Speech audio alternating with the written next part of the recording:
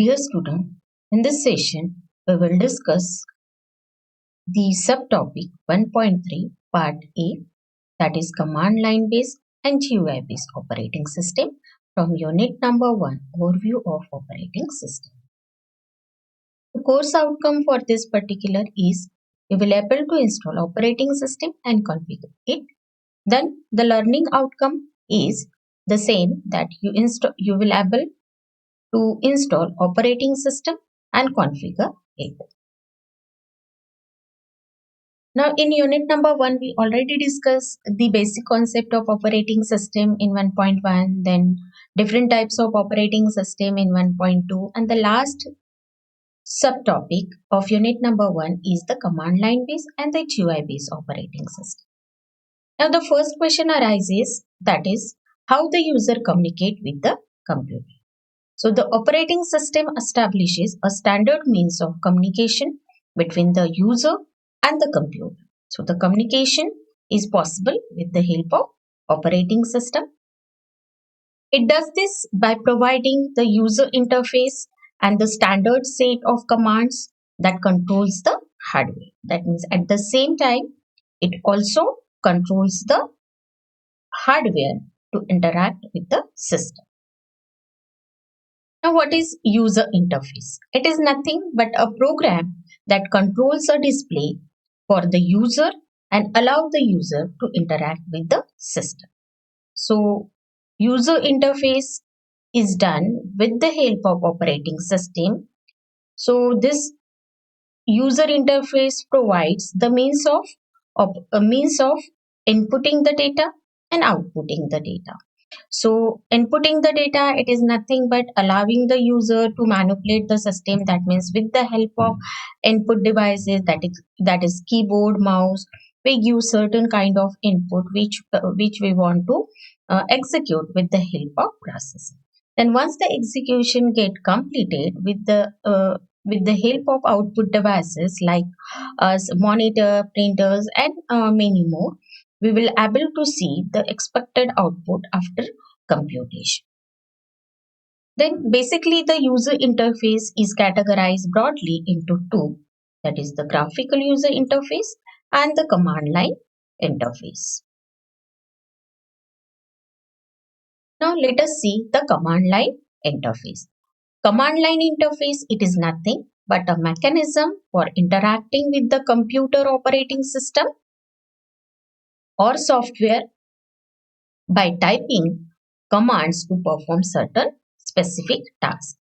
It is nothing but a method of instructing a computer to perform a given task by entering a command. So, this means that whatever the interaction that takes place between the user and the system, that is with the help of command prompt, that is we give certain commands onto this particular prompt by entering the command, and once the command is executed, the corresponding result we will able to see onto the screen. The input devices used only over here is the keyboard. Some of the examples of command line operating systems that are available is the MS-DOS and the Unix. Now these are two screenshots related to command line interface. One is the command prompt for the MS-DOS operating system. Here you can see the C is the command prompt on which some sort of command is given onto the prompt. Say for example, the date command is given over here, and once after typing date and pressing enter, the corresponding output, that is the current date, is displayed onto the screen. At the same time, another variation of command line interface is mentioned over here, and this is related to the Ubuntu operating system. Here the dollar prompt is there, in which the vmstat, this particular command is given over here, and after executing this particular command, the corresponding output, that is the memory related details, here we are able to see over here. Now let us see the graphical user interface. So graphical user interface, it was first appeared in the early 1970s at Xerox PARC research facility. This particular is a human computer interface that uses the windows, icons, menus are manipulated with the help of mouse, that is the pointing device. It is also called as VIMP.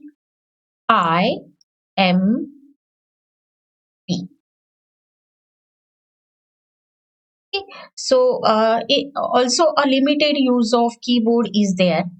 Most of the modern applications nowadays, that is the electronic gadget, comes up the mobile phones, PCs, laptops, then iPads.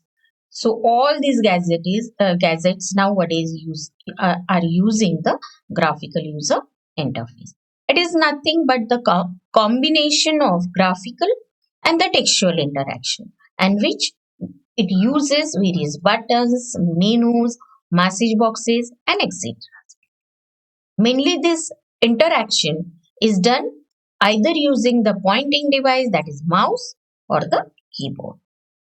Now, the collection of elements with which the user interact, that is buttons we are using, menus we are using, message boxes we are using, certain drop down button boxes we are using. Uh, so all these are nothing but we used to call them as objects. Now these objects are used by the user to perform certain tasks and operation which are performed by the user onto the object, and it is nothing but we used to call it as a action.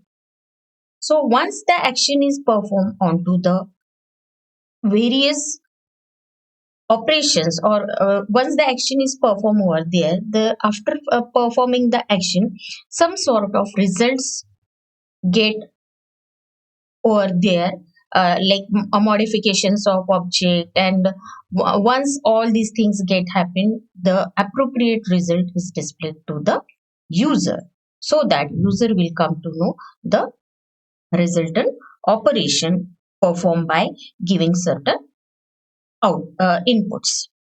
Then the application written for the GUI are device independent. So this means that whatever the applications that we use to design or develop in the graphical user interface, those are device independent. That means once the application is developed in one particular OS, it can be easily transmitted to another system, independent of the hardware architecture. Then the GUI based operating systems are Windows and the Linux. So these are the two operating systems which comes under the GUI.